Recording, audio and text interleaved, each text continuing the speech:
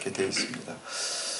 우리 에베소서의 주제는 이제 교회론입니다. 특별히 이제 2장 말씀, 우리가 2장 후반부 말씀을 읽었는데요. 2장의 전반부인 이제 1절에서 11절까지는 이제 구원론에 관한 겁니다. 그래서 우리 개인의 구원에 대한 것들을 지난 시간에 함께 나누었습니다. 그래서 우리가 원래는 이제 진노의 자녀였지만 예수 그리스도의 십자가로 말미암아 그것을 믿음으로 하나님의 은혜로 우리가 하나님의 자녀가 되었다라는 것을 지난 시간에 우리가 나눴습니다. 그리고 이제 오늘 우리가 함께 읽은 이제 2장 후반부에 해당되겠죠. 이제 11절부터 22절 말씀은 이제 교회론에 관한 것입니다. 우리 개개인이 구원받은 성도들이 이렇게 하나의 몸을, 예수 그리스도 안에서 한 몸을 이루는 것이 이제 교회가 되겠죠. 그래서 이제 교회에 대해서 오늘 말씀하고 있습니다. 근데 이 개인의 구원이건 또 이 구원받은 사람들의 모임이 이 공동체, 이 교회건 간에 둘 다 공통점이 있어요. 거기에는 반드시 그 중심에 십자가가 있어야 되는 것입니다. 그래서 우리가 개인적으로 구원받는 것도 십자가를 통해서 구원을 받는 것이고, 그리고 믿음의 공동체인 이 교회 역시도 그 중심에 예수 그리스도의 십자가가 있게 되는 것입니다. 그래서 기독교는 십자가의 종교고 십자가가 없으면 기독교도 없는 것입니다. 인도의 그 스승 중에 하나인 라마 크리슈나라는 유명한 스승이 있습니다. 이 사람이 이제 이런 말을 했어요. 산의 정상은 하나이지만 거기에 올라가는 등산로는 여러 개가 있다, 이렇게 얘기를 했어요. 그래서 이제 많은 기독교 신학자들이 야, 그 말이 맞다. 우리가 어떤 절대 진리라는 건 하나 있는데 우리 기독교는 예수 그리스도를 통해서 올라가고 불교는 부처님을 통해서 올라가고 또 힌두교는 뭐 부르만을 통해서 올라가고 뭐 이렇게 이제 얘기를 하는 거예요. 맞습니까? 틀립니까? 맞지 않습니다. 그거는 우리가 이제 기독교라 그럴 때 이제 기독이라는 게 사실 그리스도를 한자어로 음역한 거거든요. 그러니까 그리스도교라고 하잖아요. 크리스찬이트라고 영어로는.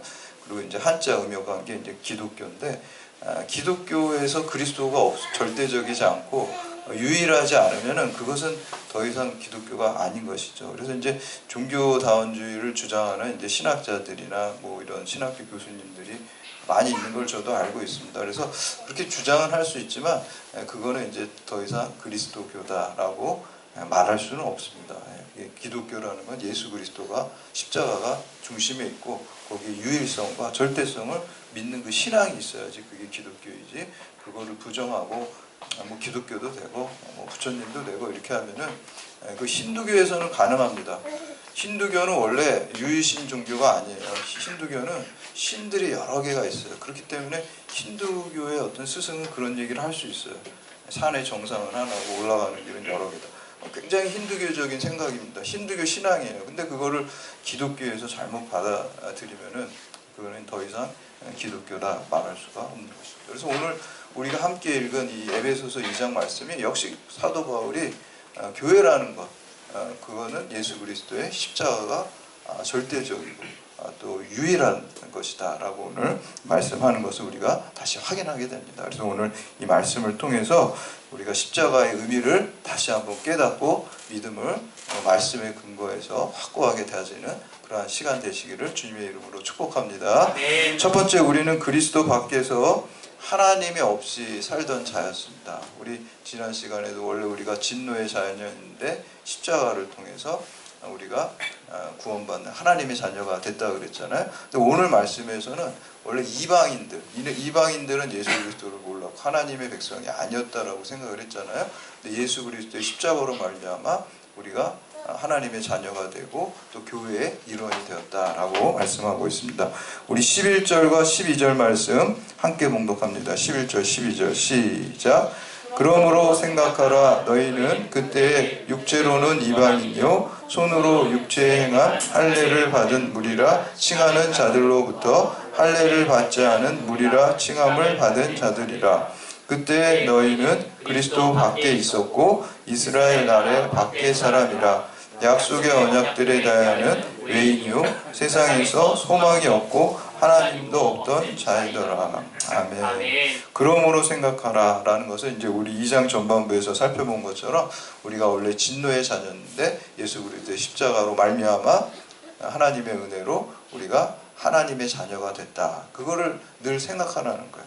그래서 우리말에도 그런 거 있죠. 개구리가 올챙이 쪽 생각 못한다 이런 말이 있는데, 올챙이 쪽 생각 못하면 막 교만해지고 또 잘못되는 거죠. 감사도 모르게 되는데, 우리가 원래 멸망받을 수 없는 진노의 자녀인데 예수 그리스도의 은혜로 지금 하나님의 자녀가 되었다라는 것을 한순간도 놓치지 않으면요, 우리가 겸손할 수가 있고요, 우리가 감사할 수가 있고요, 또 여러분들이 하나님께서 크게 사용하실 때 이거 내가 잘해서 이렇게 된 거야 이런 생각 할 수가 없어요. 이게 원래 진노의 자녀였다는 걸 알기 때문에 그거를 하나님께 영광 돌리는 사람이 될 수 있다라는 그것입니다. 에베소 교인들은 원래 다 이방인이었습니다. 그래서 유대인들의 입장에서 볼 때 이방인들은 선민이 아니었죠. 율법도 없었고, 또 율법의 어떤 상징, 약속, 하나님과 이렇게 약속을 맺었다는 상징 중에 하나가 이제 할례가 있잖아요. 그러니까 할례 받은 자도 아니었어요. 그래서 이 유대인들은 이방인들을 향해서 무할례파다 이렇게 얘기해요. 무할례파다. 아주 저주를 퍼붓는 그러한 말입니다. 그래서 윌리엄 바클레이라는 유명한 그 성경학자가 있어요. 이 사람은 유대인들은 이렇게 생각했대요. 하나님이 왜 저 이방인들을 왜 창조하셨을까? 그렇게 이제 물어보고 대답을 이렇게 한다는 거예요. 지옥에다가 땔감을 쌀감으로 사용하기 위해서 이방인을 만들었다. 실제로 유대인들은 그렇게 생각해요. 원래 하나님께서 이스라엘 백성을 아브라함을 통해서, 아브라함 이스라엘 조상을 통해서 이스라엘 백성을 선민으로 부르신 이유는 특권의식 가지고 살라는 게 아닙니다. 추상적으로 막연하게 온 인류를 구원한다 이것이 아니라 하나님께서 구체적으로 하나의 샘플 민족으로서 이스라엘 민족을 택하신 거예요. 그리고 그들을 통해서 아브라함을 부르실 때, 우리가 창세기 12장에 보면 아브라함 부르실 때 뭐라요? 내가 너를 복의 근원으로 삼겠다 이렇게 얘기했죠. 그러니까 구체적으로 하나님께서 아브라함을 통해서, 이스라엘 백성을 통해서, 그 후손인 예수 그리스도를 통해서 모든 열방이 구원을 받게 만들기 위해서 그들을 먼저 부르신 거예요, 구체적으로. 그런데 그거를 착각해가지고 이스라엘 백성들이 자기네들은 선민이다, 그러한 의식에 잘못 빠져들어요. 오히려 축복의 통로로, 복의 통로로 쓰임받기로 우리가 부르신 거예요. 오늘 여러분들도 이 새 이스라엘 백성이잖아요. 이제 신약시대. 우리가 혈통으로는 유대인이 아니지만 영적으로는 여러분 새로운 이스라엘 백성이에요. 그럼 여러분들 하나님께서 부르신 거는 특권의식 가지라고 부르신 게 아니에요. 사명을 주시기 위해서 부르셨어요. 어떤 사명입니까? 하나님은 모든 사람이 하나님을 알고 구원받기 원하신다 그랬어요. 그렇기 때문에 우리에게 선교의 명령, 땅끝까지 이르러 내 증인이 되라는 아주 지상 명령을 주셨잖아요. 그거 하라고 우리를 부르신 거예요. 사명 때문에 우리를 부르신 거예요. 우리가 특권의식 가지고 살라는 게 아니라 내가 받은 은혜, 내가 진노의 자녀인데 하나님의 자녀가 돼서 영생 복락을 누리게 됐다는 이 은혜를 갖다가 증거하고 전하고 하나님의 영광을 모르는 사람들에게 그걸 전달하라고 우리를 부르신 것입니다. 그래서 우리가 사명을 잘 해야 될 줄로 믿습니다. 한 교회에서 상연했던 그 상연 중에 건축이라는 그 연극이 있었어요. 근데 이 이야기는 몇 명의 젊은이들이 이렇게 배를 타고 항해를 하다가 이 배가 난파가 됐어요. 그래서 이제 뭐 무인도 같은데 막 수영을 해가지고 이 청년들이 겨우 이제 목숨만 살게 됐어요. 예전에 그 영화 보면 그런 영화 많이 있잖아요. 배가 난파돼가지고 무인도에 이렇게 살게 되는 그런 영화들 있잖아요. 그렇게 이 청년들이 됐어요. 그래서 이제 겨우 이제 무인도에 도착해 보니까 이렇게 둘러보다 보니까 한쪽 구석에 무슨 건축 자재 재료들이 이렇게 쌓여 있는 걸 보았어요. 그래서 이 청년들이 야, 우리 이 건축 자재 가지고 우리 당분간 여기 좀 살아야 될 것 같으니까 우리가 구조받기 전까지 집을 짓자 이거 가지고 이제 한 청년이 이렇게 얘기했어요. 그러니까 이제 다른 청년이 믿음이 아주 좋은 청년이에요. 야, 집보다 맞아 청교도적인 신앙을 가진 것 같아. 우리 교회를 먼저 짓자. 미국의 청교도들이 가서 교회를 먼저 짓잖아요. 우리 교회를 먼저 짓자. 아주 이런 신앙적인 발언을 했어요. 그러니까 이제 나머지 이제 다른 청년이 야, 집도 좋고 교회도 좋은데 내가 이렇게 가만 들어보니까 저 가까운 섬에 뭐 다른 사람들이 원주민들이 사는 것 같아. 무슨 소리가 자꾸 들려. 근데 그 사람들이 우리 쳐들어와서 우리 죽이면 어떻게 해? 그러니까 우리 집도 좋고 교회도 좋지만 먼저 여기다가 울타리 담을 쌓아서 공격을 방어할 수 있는 벽을 쌓자 이렇게 얘기를 했어요. 그래서 이제 그 의견이 채택을 돼가지고 이 청년들이 거기다가 이제 다 담을 쌌어요. 들어오지 못하게 이렇게 담을 쌌어요. 그렇게 하고 있는데 어느 날 어떤 청년이 저쪽 섬에서 배를 타고 이쪽으로 건너오는 거예요. 그래서 이제 이 성을 이렇게 쌌던 걸 멈추고 갑자기 이제 경계태세를 해서 그 청년을 잡았어요. 잡아가지고 너 누구냐고 이렇게 막 다그치니까 청년이 너무 좀 기가 막힌 표정을 하면서 야 나는 저기 이 섬과 지금 이 섬과 저쪽 섬 이 섬을 다 우리 아버지가 소유주인데 내가 여기 관리하는 아들이다. 근데 여기 지금 이 섬과 이 섬이 떨어져 있어가지고 내가 이 건축자조를 가지고 다리를 만들려고 그러는데 니네 여기 왜 이렇게 담을 만들어 버렸냐고 이렇게 얘기를 하는 거예요. 그래서 이 청년들이 아무래도 이거 수상하다 그래가지고 그 청년을 막 때리기 시작했어요. 때리기 시작하면서 그 영국 상인인데 불이 갑자기 탁 꺼지고 보니까 그 청년을 갖다가 때리다가 나중에 십자가에 못을 박아서 이제 죽이는 그런 연극이었어요. 그래서 그 맨 마지막에 그 청년이 이제 십자가에서 죽으면서 나는 지금 이 곳을 두 개를 연결하는 다리를 만들려고 하는데 너희는 담을 만들었구나 이렇게 했다. 예수 그리스도를 상징적으로 그렇게 이제 현대적으로 이제 해석해서 이제 연극한 거라고 생각합니다. 마찬가지입니다. 예수님께서 이 땅에 십자가를 지고 오신 이유는 바로 이게 다리가 되려고 하는 거예요. 그럼 우리도 그리스도인들은 뭐예요? 예수 그리스도를 믿는 사람이면서 동시에 예수 그리스도를 따라서 사는 사람이잖아요. 믿음으로 구원받는 걸 우리가 칭의라고 그러고 따라서 사는 것을 예수님 닮아가는 걸 성화라고 그러잖아요. 칭의와 성화의 삶을 우리가 살아야 되는데 다리가 돼야 되는 것입니다. 누구에게로 인도하는 다리가 돼야 됩니까? 예수님께 인도하는 다리가 돼야 돼요. 그럼 예수님께 인도되면 그 사람은 예수님의 십자가를 통해서 하나님께 인도되고 그것이 하나님과의 관계복과 구원을 이루게 되는 것입니다. 그래서 우리는 원래는 이렇게 다 이방인이었고 하나님 밖에 있었던 자들이었다는 것을 잊지 말아야 합니다. 두 번째는 예수의 십자가로 하나님과 합병케 되고 이웃과 합병케 됩니다. 우리 13절 말씀 함께 봉독합니다. 시작. 이제는 전에 멀리 있던 너희가 그리스도 예수 안에서 그리스도의 피로 가까워졌느니라. 아멘. 전에 멀리 있었다는 것은 구약시대 유대인과 이방인이 서로 원수되는 사이였다라는 것입니다. 그래서 구약의 제사인 동물의 피를 통해서 유대인과 이방인이 가까워진 게 아니라 오히려 유대인의 특권의식만 생기고 우린 여호와 하나님께 제사를 하는데 너희는 안 한다라는 이 특권의식만 가지고 담이 더 높아졌어요. 오히려. 그리고 하나님과의 관계도 온전히 다 회복되지가 않았기 때문에 계속해서 동물의 제사를 지을 수밖에 없었어요. 그러나 예수님께서 십자가에서 피 흘리심으로써 단번에 그 모든 것을 다 해결하시고 영원한 대제사장이 되시고 어린 양이 되셔서 이제는 더 이상 우리가 동물의 제사를 안 지내고 예수 그리스도의 피로 모든 사람 누구든지 그 그리스도의 피를 믿는 자가 하나님과 우리 사이에 막힌 담을 없애주시고 우리가 관계로 회복되는 거예요. 그래서 십자가는 여러분 보면 수직과 수평이 있잖아요. 그래서 수직은 예수님께서 평강의 왕 십자가에서 피 흘리심으로 하나님과 우리 사이에 죄로 인해 막혔던 것을 화평케 하셨어요. 그리고 사람과 사람 사이에 이해관계와 시기와 질투에 있는 이 인간 세상 속에서 예수 그리스도의 십자가 사랑으로 말미암아 우리가 서로 사랑하고 화평케 되는 역사를 이루신 줄 믿습니다. 아멘. 그래서 그리스도인들은요 어디 가든지 예수 그리스도의 이 화평케 하는 자는 복이 있다. 팔복에도 나오잖아요. 8번째 복이거든요. 그렇죠. 화평케 하는 피스메이커가 돼야 돼요. 요즘 우리나라 사회 보면 이렇게 자꾸 어떤 진영 논리 또 빈부 간에 계층 간에 이념 간에 이렇게 갈라져 있어요. 이거 좋아하는 사람 아무도 없어요. 너무너무 괴로운 거예요.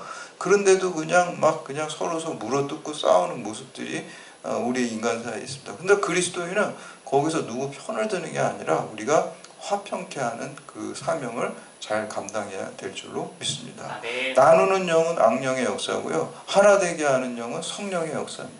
오늘 말씀이 그 말씀. 예수 그리스도의 십자가가 바로 하나 되게 한다 그랬어요.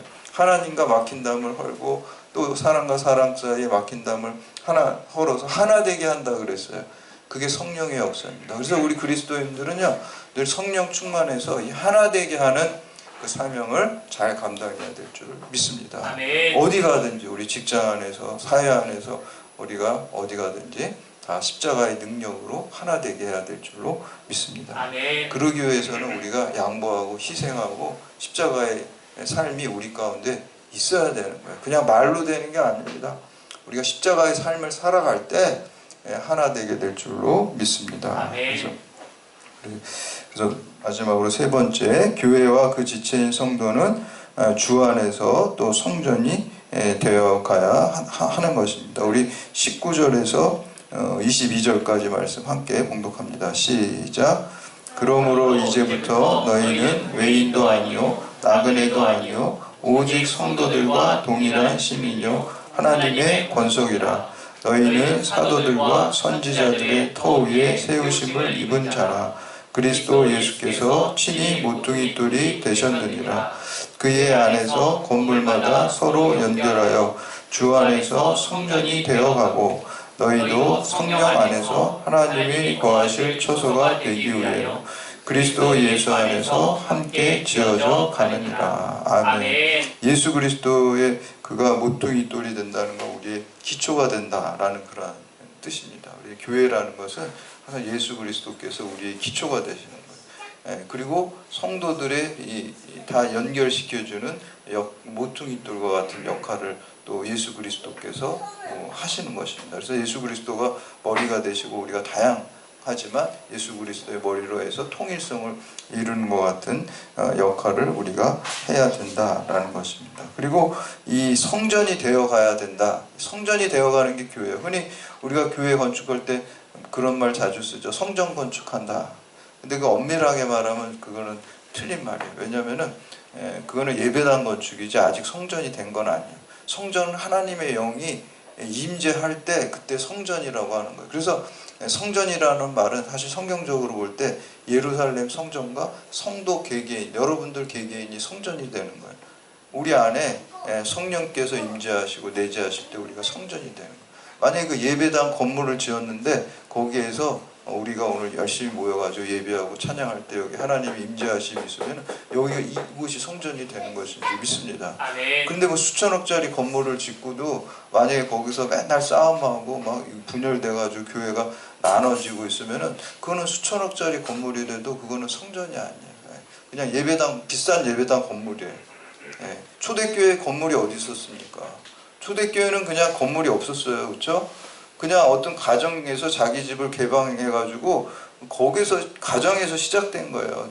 누구네 집이 좀 괜찮고 넓으면 거기를 개방해가지고 거기서 예배드려서 교회가 된 거예요. 그러다가 이렇게 또 교회 그리고 지하에서 박해받을 때 무슨 건물이 있는 게 아닙니다. 그래서 항상 그 모임 속에 성도들의 모임 속에 성령이 임재할 때 그게 성전이 되고 저는 우리 경찰대학 교회가 이 조그만 우리가 교실만한 이런 공간이지만 여기에 우리가 간절히 주님께 나아가고 찬양하고 예배하고 또 말씀 듣고 기도할 때 성령의 임재하심이 있고 그리고 여기가 성전이 될 줄로 믿습니다.